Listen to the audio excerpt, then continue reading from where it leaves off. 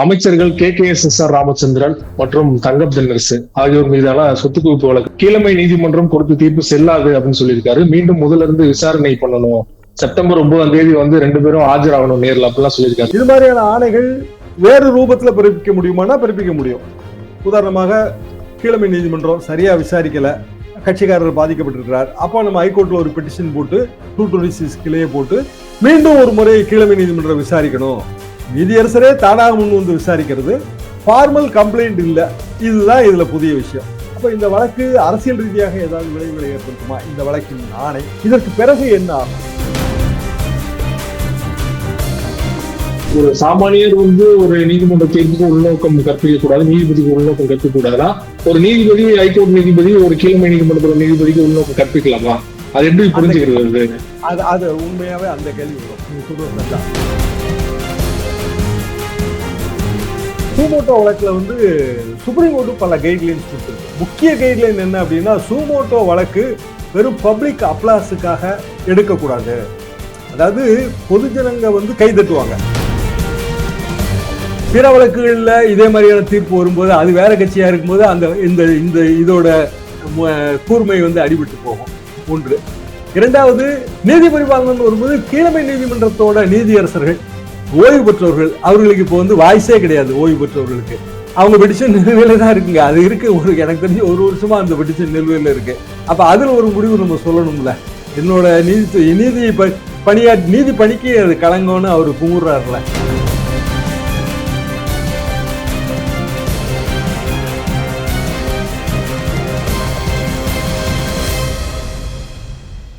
ஆகாயம் வாய்ஸ் நேயர்களுக்கு வணக்கம். இன்றைக்கு நம்மோடு நேர்காணலுக்காக மூத்த பத்திரிகையாளர் மற்றும் அரசியல் திறனாய்வாளர் திருமிகு தராசு ஷியாம் அவர்கள் நம்மோடு இணைந்திருக்கிறார். அவரோடு பேசலாம். சார் வணக்கம். சிவா வணக்கம். அமைச்சர்கள் KKSSR ராமச்சந்திரன் மற்றும் தங்கம் தென்னரசு ஆகியோர் மீதான சொத்து குவிப்பு வழக்கு கீழமை நீதிமன்றம் தள்ளுபடி பண்ணினாங்க. இந்த சூழல சூமோட்டோவா உயர்நீதிமன்ற நீதிபதி ஆனந்த் வெங்கடேசன் அவர்கள் இருக்கின்றாரு. அதோட வழக்கு இன்றைக்கு விசாரணை தீர்ப்பு கூட வெளியே இருக்குது அப்படின்னு கூட சொல்லலாம். தீர்ப்புன்னு சொல்லலாமான்னு தெரியல. கீழமை நீதிமன்றம் கொடுத்த தீர்ப்பு செல்லாது அப்படின்னு சொல்லியிருக்காரு. மீண்டும் முதல்ல இருந்து விசாரணை பண்ணணும், செப்டம்பர் 9ஆம் தேதி ரெண்டு பேரும் ஆஜராகணும் நேர்ல அப்படிலாம் சொல்லியிருக்காரு இல்லையா சார்? வழக்கு எதை நோக்கி போகும்னு நினைக்கிறீங்க சார்? அடுத்து சூமோட்டோனா தானாக முன் விசாரிக்கிற அதிகாரம், ஆன் இட்ஸ் ஓன் வாலிஷன் பாங்க. அதாவது நம்ம ஒரு நீதிமன்றத்துல ஏதாவது ஒரு தாவாவை கொண்டு போகணும்னா ஒரு ஃபார்மலான புகார் வேணும் இல்லையா? ஒரு கம்ப்ளைண்ட் வேணும். சிவில்னா ஒரு ஃபார்மலான புகார் வேணும், கிரிமினல்னா புகார் வேணும். ஆனா அப்படி இல்லாம நீதிமன்றமே விசாரிக்கிறது. 1979 குஜராத்ல ஒரு வழக்கு. அது ஒரு கைம்பெண், அவங்க கணவனை இழந்தவர்கள், பென்ஷன் கிடைக்கணும், ஆனா கிடைக்கல. நம்மளோட கோளாறு. அவங்க ஒரு பத்திரிகையில ஆசிரியருக்கு கடிதங்கள் பகுதிக்கு இந்த மாதிரி என்னோட நிலைமை இவ்வளவு கஷ்டம், நான் மாத வருமானமே இல்லாம நான் அவதிப்படுறேன், வீட்டு வாடகை கூட கட்ட முடியலன்னு ஒரு கண்ணீர் கடிதம். அதை குஜராத் CP தாக்கூர்னு ஒரு நீதியரசர் அவரு படிக்கிறார், பேப்பர் படிக்கிறார் 79ல. டிவி எல்லாம் கிடையாது. அவராக முன் நேரடியாக அந்த PF கமிஷனருக்கு ஒரு கோர்ட் ஆணை பிறப்பித்து அவரை வர சொல்லி என்னன்னு கேட்கிறாரு. ஒரே வாய்தால அந்த பெண்ணுக்கு அந்த ஹஸ்பண்ட் இறந்த பிறகு கொடுக்க வேண்டிய நியாயமான பென்ஷன் கிடைத்தது. இதுதான் நம்ம சூமோட்டோ இந்திய வரலாறுல இதுதான் முன் உதாரணமா எப்போதுமே சொல்லுவாங்க.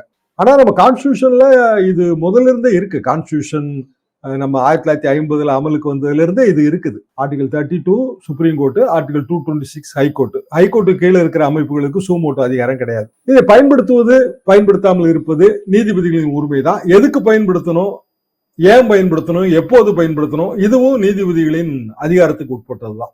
அப்போ இந்த நீதியரசர் அவரோட அதிகாரத்துக்கு உட்பட்ட வகையில தான் செயலாற்றி இருக்கிறார். நம்ம அப்படிதான் எடுத்துக்கிடணும். அதில் நீதியரசர் பேர்ல நம்ம குறை கூறுவதற்கெல்லாம் எதுவுமே இல்லை. ஏன் இந்த 2 விளக்கு என்றால், இது 2 விளக்கு மட்டும் இல்ல, இன்னும் 4 விளக்கு இருக்கு. உதாரணமாக முன்னாள் அமைச்சர் வளர்மதி மீது இதே நீதியரசர் சூமோட்டோ வழக்கு இருக்கு. முன்னாள் துணை முதல்வர் O பன்னீர்செல்வம் பேர்ல இதே சூமோட்டோ வழக்கு இருக்கு. இதே நீதியரசர். நீதிபதிகளின் அதிகாரத்துக்கு உட்பட்ட விஷயம். எனவே நம்ம இத குறையெல்லாம் சொல்ல முடியாது. அது போக இன்னும் 4 வழக்குகள் ஏற்கனவே நிலுவையில் இருக்கு, வரிசை கிரமமாக வரும். இப்போ இந்த வழக்குல இவர் பிறப்பித்திருக்கிற ஆணை, நீங்க சொன்னது சரிதான், தீர்ப்புன்னு நம்ம இதை சொல்ல முடியாது, ஆணை. இது மாதிரியான ஆணைகள் வேறு ரூபத்துல பிறப்பிக்க முடியுமானா பிறப்பிக்க முடியும். உதாரணமாக கீழமை நீதிமன்றம் சரியா விசாரிக்கல, கட்சிக்காரர் பாதிக்கப்பட்டிருக்கிறார், அப்போ நம்ம ஹைகோர்ட்ல ஒரு பெட்டிஷன் போட்டு 226 கிளையை போட்டு மீண்டும் ஒரு முறை கீழமை நீதிமன்றம் விசாரிக்கணும், ரெமிட்டிங் பேக் இந்த உத்தரவு நிறைய பெற்றிருக்கிறோம். அது வந்து புதிய விஷயம்லாம் கிடையாது. நீதியரசரே தானாக முன் வந்து விசாரிக்கிறது, ஃபார்மல் கம்ப்ளைண்ட் இல்ல. இதுதான் இதுல புதிய விஷயம். அப்ப இந்த வழக்கு அரசியல் ரீதியாக ஏதாவது விளைவுகளை ஏற்படுத்துமா? இந்த வழக்கின் ஆணை இதற்கு பிறகு என்ன ஆகும்? இந்த கேள்விகளுக்கு தான் நம்ம விடையை பார்க்கணும். அரசியல் ரீதியாக திமுகவுக்கு இன்றைய தேதிக்கு இது செட்பேக் மாதிரி தான் தெரியும். ஆனா நாளைக்கு ஓபிஎஸ் வழக்கு, வளர்மதி வழக்கு இதெல்லாம் வந்து அடுத்த சில வாரங்களில் இதே நீதியரசர் முன்னாடி வரும்போது இதே மாதிரியான ஆணை தான் வரும். ஏன்னா ஏற்கனவே அவர் இந்த கருத்தை தான் அவர் எடுத்திருக்கிறாரு. அப்ப இந்த பின்னடைவு நிலை மாறிடும். எனவே இன்றைக்கு ஒரு நாள் அவ்வளவுதான் அப்படிங்கிற ரீதியில அவங்க போயிருவாங்க. இந்த தீர்ப்பால் பாதிக்கப்பட்டவர்கள் அவங்களுக்கு இயல்பான சட்ட உரிமை அப்பீல். பொதுவாக இந்த மாதிரியான தீர்ப்புகள் வரும்போது நீதிபதியே வந்து தீர்ப்பை நிறுத்தி வைக்கலாம். அதுக்கு பதிலாக இவர் என்ன பண்ணியிருக்கிறாருன்னா, செப்டம்பர் மாதம் ஒரு குறிப்பிட்ட தேதி சொல்லி அந்த தேதிக்குள்ள நீங்க விசாரணை நீதிமன்றத்துல அப்பியர் ஆகணும்னு அதுல வந்து ஆணையில இருக்கு. அதாவது இன்றைய தேதியிலிருந்து அது கிட்டத்தட்ட 1 மாசம். அப்ப 1 மாசம் வந்து இந்த தீர்ப்பு, இந்த ஆணை வந்து அமலுக்கு வரலன்னு தான் அர்த்தம். அந்த 1 மாசத்துக்குள்ள அவங்க அடுத்த கட்ட நடவடிக்கையை நோக்கி போவாங்க. விசாரணை டெய்லி நடைபெறணும்னா அது எங்க சார்? கீழமை நீதிமன்றத்துல நடைபெறுமா இல்ல எங்க நடைபெறும்? இவங்களும் செப்டம்பர் 9 ஆஜராகணுமோ? எங்க ஆஜராகணும்? எந்த நீதிமன்றத்தின் தீர்ப்பை வந்து ரத்து பண்ணியிருக்கிறாரோ அந்த நீதிமன்றத்துக்கு போகணும். உதாரணமா ஸ்ரீவில்லிபுத்தூர் நீதிமன்றம் அப்படி. அதாவது இதுல அஜிடேஷன் என்னன்னா, கீழமை நீதிமன்றம் ஒரு வழக்கு 10 வருஷமா நடக்குது, 8 வருஷமா நடக்குது. ஆனா ஆட்சி மாறின பிறகு அவசரமாக வந்து விடுவித்து விட்டது. இதுதான் நீதியரசரோட கருத்து. ஆனா எதிர்த்தரப்போட கருத்து என்னன்னா, அப்படியெல்லாம் ஒன்னும் அவசரமா விடுவிக்கல, டிஸ்சார்ஜ் பெட்டிஷன் போடுறதுக்கு உரிமை இருக்கு. டிஸ்சார்ஜ் பெட்டிஷன் போடுறதுக்கு உரிமை இருக்குங்க. ஒரு வழக்கை வந்து தொடர்றாங்க, அரசாங்கம் தொடர்றது இல்ல தனிநபர் தொடர்றாங்க. வழக்குல வந்து ஒரு குறிப்பிட்ட ஸ்டேஜ்ல இல்ல எந்த ஸ்டேஜ்ல வேணும்னாலும் வழக்கில் இருந்து விடுவிக்க சொல்லி நம்ம அந்த நீதிமன்றத்திலே மனு போடலாம். என்ன காரணம்னா, இந்த வழக்குல வந்து எவ்வளவு காலம் தான் இதை வாதாடினாலும் இது ஃபைனலா ரிசல்ட் வராது, நீதிமன்றத்தோட நேரம் தான் வேணும் என்று சொல்லி போடுற ஒரு பெட்டிஷன் எத்தனையோ வழக்குகளை நானும் போட்டிருக்கேன். இந்த டிஸ்சார்ஜை வந்து ஏத்துக்காது வந்து கீழமை நீதிமன்றத்தோட பவருக்கு உட்பட்டது, அதிகாரத்துக்கு உட்பட்டது. டிஸ்சார்ஜ் வந்து தள்ளுபடி பண்ணா நம்ம மேலமை நீதிமன்றத்துக்கு திருப்பியும் வந்து ஒரு அப்பீலுக்கு போகலாம். பல நேரங்களில் டிஸ்சார்ஜ் கொடுத்துருவாங்க. இந்த 2 வழக்குல ஒரு வழக்குக்கு டிஸ்சார்ஜ் ஆயிருக்கு. அப்படி டிஸ்சார்ஜ் கொடுத்தது தவறு என்பது நீதியரசரோட கருத்து, அது ஹைகோர்ட் நீதியரசரோட கருத்து. இன்னொரு வழக்குல வந்து அவங்க விசாரணைக்கு பிறகு தீர்ப்புன்னு வரும்போது அந்த கீழமை நீதிமன்றத்தின் நீதிபதியே வந்து ஒரு மனு போட்டிருக்கிறார். அது என்ன மனுன்னா, வழக்கு வந்து என்கிட்ட டிரான்ஸ்பர் ஆகி வந்த வழக்கு, அந்த வழக்குல வந்து நான் எவ்வளவு விசாரிச்சிருக்கிறேன், இத்தனை சாட்சிகள் விசாரிச்சிருக்கிறேன், இவ்வளவு காலகட்டம் எடுத்திருக்கிறேன், எந்த அவசரமும் காட்டப்படல, என்கிட்ட வழக்கு வரும்போதே 60-70% முடிந்த நிலையில் தான் வந்தது.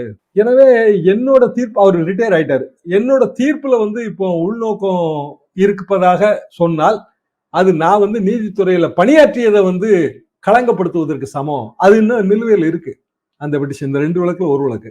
நான் ஏன் வந்து நீதிபதிகள் பேரை குறிப்பிடாம பேசுறேன் அப்படின்னா, அது வந்து நீதித்துறைக்கு நம்ம நீதி பரிபாலனத்துக்கு உள்நோக்கம் கற்பிக்க கூடாதுங்கிற ஒரு நோக்கத்துலதான். மற்றபடி அடிப்படை பிரின்சிபிள்ஸ் வந்து நான் சொல்றது இதுதான். நீதியரசருக்கு சூமோட்டோ வழக்கு விசாரிக்கிற உரிமை இருக்கு. சூமோட்டோ வழக்கு விசாரிக்கும் போதே கீழமை நீதிமன்றம் கொடுத்த ஆணையத்தான் குறை சொல்ல வேண்டியது வருது. அப்ப கீழமை நீதிமன்றத்தோட நீதிபதி உள்நோக்கத்தோட செயல்பட்டாராங்கிற ஒரு கேள்வி வந்துருது இல்லையா? அவரும் நீதிபதி தானே. கீழமை நீதிமன்றம்ங்கிறது செஷன்ஸ் நீதிமன்ற அந்தஸ்து. ஒரு காலகட்டத்துக்கு பிறகு அவங்க ஹைகோர்ட் நீதிபதி ஆக வேண்டியவங்க. அதாவது கான்ஸ்டிடியூஷனல் கோர்ட், அரசியல் சாசனப்படி இப்படியான சூமோட்டோ வழக்கை விசாரிக்கக்கூடிய அதிகாரம் பெற்றவர்களாக மாறிடுவாங்க. அந்த செஷன்ஸ் நீதிமன்றத்தோட தீர்ப்பு அப்பீல்ல போய் அப்பீல் ப்ராசஸ்ல தீர்ப்பை ரத்து பண்றது, மாற்றி அமைக்கிறது, அது வேற விஷயம். அப்பீல் போகாம நாம முன் வந்து விசாரிக்கும் போது இந்த தீர்ப்பு வழங்கிய விதம் தவறு, ஆட்சி மாற்றம் ஏற்பட்ட பிறகு அவசரமாக வழங்கப்பட்டிருக்கிறது, இப்படி எல்லாம் காரணங்கள் சொன்னால் கீழமை நீதிமன்றத்தோட நீதிபதியோட நீதி பரிபாலனத்து பேர்ல சந்தேகம் வரும்ல, ஒரு ஐயம் வரும் இல்லையா? அது சரியா?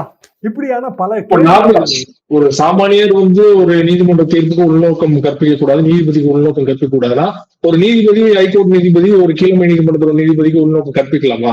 அது எப்படி புரிஞ்சுக்கிறது? அது உண்மையாவே அந்த கேள்வி வரும். நீங்க சொல்றது சரிதான். அதனாலதான் வந்து ஒரு வழக்குல வந்து சுனில் பாத்ரா வழக்குங்க, டெல்லியில ஒரு டெல்லி அட்மினிஸ்ட்ரேஷனுக்கு எதிரான வழக்கு 1980 வந்து சுப்ரீம் கோர்ட்டுக்கு போகுது. அதாவது பிரிசனர்ஸ் ஃபண்டமெண்டல் ரைட், சிறைவாதிகளுக்கான அடிப்படை உரிமைகள் பற்றிய வழக்கு. அந்த சூமோட்டோ வழக்குல வந்து சுப்ரீம் கோர்ட் பல கைட்லைன்ஸ் கொடுத்திருக்கு. முக்கிய கைட்லைன் என்ன அப்படின்னா, சூமோட்டோ வழக்கு வெறும் பப்ளிக் அப்ளாஸுக்காக எடுக்கக்கூடாது. அதாவது பொதுஜனங்க வந்து கைதட்டுவாங்க. என்ன காரணம் அப்படின்னா, அதிகாரத்துக்கு எதிராக யார் குரல் கொடுத்தாலும் அது மக்கள் மத்தியில வந்து பாசிட்டிவா போய் சேரும் இல்லையா? ஈவன் பத்திரிகையாளர்களே அதிகாரத்துக்கு எதிராக நாங்க எழுதும்போது எங்களுக்கு ஒரு பப்ளிக் அப்ளாஸ் இருக்கும். அதிகாரத்துக்கு எதிராக குரல் கொடுக்கும்போது ஒரு பப்ளிக் அப்ளாஸ் வரும். வங்கதேசத்துல போராட்டம், மாணவர்கள் அமைப்பு, பிரதமரே வந்து நாட்டை விட்டு போக வேண்டிய நிலைமை வந்துருச்சு.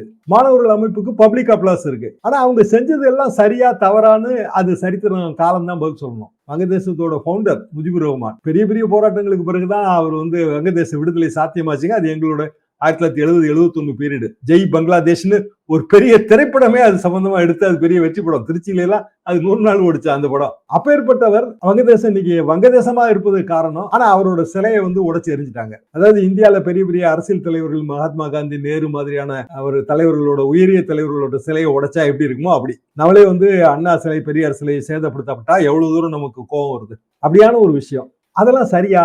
இப்படியான கேள்விகள் வரும். ஆனா இன்றைய தேதிக்கு வந்து மாணவர்கள் போராட்டம் மகத்தான வெற்றின்னு அந்த பப்ளிக் அப்ளாஸ் கிடைச்சிருது. ஜனங்களோட கைதட்டல். நீதித்துறையில அப்படி ஜனங்கள் கைதட்டலுக்கு வந்து நீதிபதிகள் பணியாற்றக்கூடாதுங்கிறது தான் அந்த சுனில் பாத்ரா வழக்கோட அடிப்படை. முன்னாடி மேற்கோள் காட்டினீங்க இல்லையா சுனில் பாத்ரா வழக்கு, அது தொடர்ந்து இப்போது இந்த வழக்கு கூட அது போலதான் இருக்கு அப்படின்னு சொல்லிட்டு ஒரு விமர்சனம் வரதான் போகுது கண்டிப்பா ஆளுங்கட்சி தரப்புல இருந்து. சோ வந்து அதெல்லாம் ஃபியூச்சர்ல தடுக்கணும்னா என்ன மாதிரியான ஒரு இதெல்லாம் தேவை நினைக்கிறீங்க? அது தடுக்க முடியும்னு நினைக்கிறீங்களா? அந்த மாதிரியான ஒரு மைண்ட் செட்டை சூமோட்டோ அதிகாரம் அரசியல் சாசனத்துல இருக்குங்க. அதை வந்து பயன்படுத்துற உரிமை நீதிபதிகளுக்கு உண்டு. அதெல்லாம் யாராலும் ஒன்றும் செய்ய முடியாது. இப்போ நீதி பரிபாலனம், நீதிபதிகளின் புனிதத்தன்மை இதை வந்து நீதியரசர்கள் தான் உணரணும். அப்ப நீதியரசர்கள் உணரும் போது எந்த வழக்கு சூமோட்டோவா எடுக்கலாம்? இப்போ வந்து பப்ளிக் இன்ட்ரெஸ்ட் வழக்கு இருக்கு. நான் ஆரம்பத்துல குறிப்பிட்ட கைம்பெண் பென்ஷன் வழக்கு, அது வந்து சூமோட்டோவா எடுக்கும்போது அதுல இருக்கிற ஒரு நியாயம், அடிப்படை தர்மம் வந்து எல்லாத்துக்கும் புரிஞ்சிடும். அரசியல்வாதிகள் வழக்கை வந்து சூமோட்டோவா எடுக்கும்போது பல கேள்விகள் வரும். அப்போ ஒரு அரசியல் நோக்கத்தோடு எடுக்கப்பட்டதா இந்த சந்தேகம் வரத்தான் செய்யும். அப்போ கீழமை நீதிமன்றம் அதுவும் இத்தனை ஆண்டுகள் வந்து கழித்து தானே இந்த தீர்ப்பு வழங்கி இருக்கு. ஒரு குறிப்பிட்ட நீதிமன்றத்தோட தீர்ப்பு என்பது எத்தனை நீதிபதிகள் விசாரித்திருந்தாலும் அது அந்த நீதிமன்றத்தோட தீர்ப்பு தானே. 2011 ஒரு வழக்கு போடுறோம், 2021 தீர்ப்பு வருது. நடுவுல எத்தனை நீதிபதிகள் வந்திருப்பாங்க? எவ்வளவு பேர் வேணாலும் வந்திருப்பாங்க. 3, 4, 6 கூட வந்திருப்பாங்க. ஆனா அது கண்டினியூட்டி இருக்கு. அப்ப நம்ம ஸ்ரீவில்லிபுத்தூர் செஷன்ஸ் வழங்கிய தீர்ப்பு, இல்லைன்னா வந்து மதுரை செஷன்ஸ் வழங்கிய தீர்ப்பு அப்படிதான் நம்ம எடுத்துக்குவோம். குறிப்பிட்ட நீதியரசர் அந்த செஷன்ஸ் நீதிபதி வழங்கிய தீர்ப்பு என்று நம்ம எடுக்க முடியாது. அப்போ ஒரு நீதிபதி வழங்கிய தீர்ப்பு, அந்த தீர்ப்புல வந்து அது அவசரம் காட்டப்பட்டது, இல்லைன்னா அந்த தீர்ப்பின் கூறுகள் சரியில்லை என்கிற ரீதியில அப்பீல்ல டிசிஷன் வந்து அது வேற விஷயம். மேல்முறையீட்டுல வந்தா வேற விஷயம். சூமோட்டோ வழக்குல வரும்போது அது கீழமை நீதிமன்றத்தோட முறையிலையும் பாதிக்கத்தான் செய்யும். அப்ப கீழமை நீதிமன்றம் எச்சரிக்கையோடு செயல்பட வேண்டும். இனிமேல் வந்து இந்த மாதிரி வழக்குகள் வரும்போது அவங்க வந்து ரொம்ப ஜாக்கிரதை உணர்வோடு வழக்கை கையாள வேண்டும் என்று நீதியரசர் வந்து ஒரு சமிக்ஞை உணர்த்துகிறாரா, ஒரு குறியீடு சொல்றாரா அப்படி நம்ம பார்த்தோம் அப்படின்னா அப்பவும் அது தவறுதான். என்னன்னா ஒரு நீதிபதிக்கு வழக்கை விசாரிக்கும் போது, குறிப்பா விசாரணை நீதிபதிக்கு எந்த உணர்வும் இருக்கக்கூடாது. வழக்குக்கு எதிரான உணர்வும் இருக்கக்கூடாது, ஆதரவான உணர்வும் இருக்கக்கூடாது. அவருக்கு முன்னாடி நிக்கிற கட்சி அல்லது எதிரி 2 பேரும் ஒண்ணுதான். அரசு தரப்பு ஒண்ணுதான், எதிரி தரப்பு ஒண்ணுதான். Until proved guilty innocent, all are innocent. நிரூபிக்கப்படும் வரை அனைவரும் நிரபராதிகள். Hurried justice, buried justice. அவசரமாக காட்டப்படுகிற நீதியும் அது ஆளை குழி தோண்டி புதைக்கிற நீதி தான். Delayed justice, denied justice. தாமதமாக கிடைக்கிற நீதியும் அது வந்து செத்து போன நீதி தான், மறுக்கப்பட்ட நீதி தான். இப்படி இதுல பல கோட்பாடுகள் இருக்கு. இப்ப சட்டத்தின் முன் அனைவரும் சமம், சட்டத்தின் பார்வையில் அனைவரும் சமம், சட்டத்தின் கீழ் அனைவரும் சமம். இப்படியான கோட்பாடுகள் இதுல இருக்கு. எனவே இந்த சூமோட்டோ வழக்கு உச்சநீதிமன்றத்துக்கு இப்ப இந்த குறிப்பிட்ட நீதியரசர் கொடுத்த வழக்குக்கு எதிரான மனு கண்டிப்பா போடுவாங்க. இவங்க மனு போட்டு இந்த நீதிபதியோட உத்தரவுக்கு தடை கேட்பாங்க. அதாவது ரிமாண்டிங் பேக், கீழமை நீதிமன்றத்துக்கு போக வேண்டியதுக்கு தடை கேட்பாங்க. உச்சநீதிமன்றம் என்ன முடிவு எடுக்க போது நமக்கு தெரியாது. அப்படியான தடை கொடுக்கப்பட்டால் இது மீண்டும் வந்து ஒரு இழுவை நிலையை நோக்கி தான் போகும். அதுக்குள்ள 2026 வந்துடும், 2026 தேர்தல் வந்துடும். அப்போ அரசியல் வழக்குகள்ல அப்பீல் ப்ராசஸ், அப்பீல் பண்ணணும் என்பதுதான் சரியான முறையா இருக்கும்னு நான் நினைக்கிறேங்க. கீழமை நீதிமன்றத்துக்கு போகும்போது இப்ப கீழமை நீதிமன்றத்துல வேற யாரோ ஒரு நீதியரசர் அமர போறாரு இல்லைங்களா? பழைய நீதியரசர் ஓய்வு பெற்றே போயாச்சு. அப்ப ஹைகோர்ட்ல இருந்து வந்த மேட்டர் இந்த மாதிரி ரிமாண்ட் பேக் ஆயிருக்கு, திருப்பி சூமோட்டோ வழக்கு அப்படின்னா அவரு ரொம்ப வந்து எச்சரிக்கை உணர்வோட அந்த வழக்கு அணுகுவாரு. தினசரி வழக்கு விசாரணை. அப்ப அந்த நீதிமன்றத்துல எத்தனையோ வழக்குகள் நிலுவையில இருக்கும். அந்த கட்சிக்காரங்க இருப்பாங்கல்ல, லிட்டிகன்ஸ், அவங்களுக்கு அதுல பாதிப்பு ஏற்படத்தானே செய்யும். தினசரி வழக்கு விசாரணை, அரசியல்வாதி வழக்கு விசாரணைன்னா இப்ப ஒரு 6 தீர்ப்புகள் மீண்டும் மாற்றி அமைத்து அவர் கீழமை நீதிமன்றத்துக்கு அனுப்ப போறாரு. 2 போயிடுச்சு. இந்த நிலைமை தான் வரும்னு நான் நினைக்கிறேன். அது என்னோட அசம்ஷன் தான். அவர் என்ன முடிவு எடுப்பாருன்னு நமக்கு தெரியாது. ஆனா சூமோட்டோ வழக்கை கையாளும் போது பெரிய ஜாக்கிரதை உணர்வு வேண்டும். அது ரேரஸ்ட் ஆஃப் ரேர். இருபக்கமும் கூர்மையான கத்தி மாதிரி செயல்படணும்னு சுப்ரீம் கோர்ட் பலமுறை சொல்லி இருக்கு. இப்ப அதெல்லாம் இந்த தீர்ப்பு வந்து பிரதிபலிக்குதா? தீர்ப்போட முழு விவரம் நம்ம கையில இல்ல. முழு விவரம் படிச்சு பார்த்தா நமக்கு புரியும். மேலெழுந்த வாரியாக உயர் நீதிமன்றத்துல பணியாற்றிய ஒரு வழக்கறிஞருங்கிற முறையில எனது பார்வை இதுதான். ஒன்று அரசியல் பின்னடைவு. அரசியல் பின்னடைவு திமுகவுக்கு இன்றைக்கு இருக்கிறது. அது சரிதான். நாளை உச்சநீதிமன்றம் இந்த தீர்ப்பை மாற்றி அமைத்தால் அந்த பின்னடைவு போயிடும்.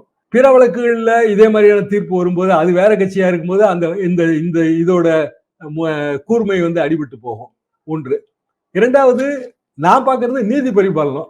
நீதி பரிபாலனம் வரும்போது கீழமை நீதிமன்றத்தோட நீதியரசர்கள் ஓய்வு பெற்றவர்கள், அவர்களுக்கு இப்போ வந்து வாய்ஸே கிடையாது. ஓய்வு பெற்றவர்களுக்கு அவங்க பெட்டிஷன் நிலுவையில தான் இருக்குங்க. அது இருக்கு. எனக்கு தெரிஞ்சு 1 வருஷமா அந்த பெட்டிஷன் நிலுவையில இருக்கு. அப்ப அதுல ஒரு முடிவு நம்ம சொல்லணும்ல. என்னோட நீதி பணிக்கு அது களங்கம்னு அவரு குமுறாருல, அதுக்கான முடிவு என்ன? இப்படி பல கேள்விகள் இதுல எழுந்து. Right sir. நிறைவா ஒரு கேள்வி. இந்த ஆணைக்கு எதிராக கண்டிப்பா வந்து உச்சநீதிமன்றம் போக வாய்ப்பு இருக்கு அப்படின்னு நீங்க சொல்றீங்க இல்லையா? ஏற்கனவே வந்து பொன்முடி வழக்குலயுமே நம்ம பார்த்தோம். உயர்நீதிமன்றம் அளித்த தீர்ப்புக்கு எதிராக உச்சநீதிமன்றம் போய் வந்து தண்டனையை வந்து நிறுத்தி வச்சாங்க இல்லையா? இப்ப பொன்முடி வழக்குல தண்டனை நிறுத்தி வச்சதும் மீண்டும் அமைச்சரா இருக்காரு. அந்த வழக்கோட அடுத்த கட்டம் என்னவா சார் இருக்கும்? அது அப்படியே முடிஞ்சதா, இல்லைன்னா வந்து மீண்டும் அது போகும்னு நினைக்கிறீங்களா?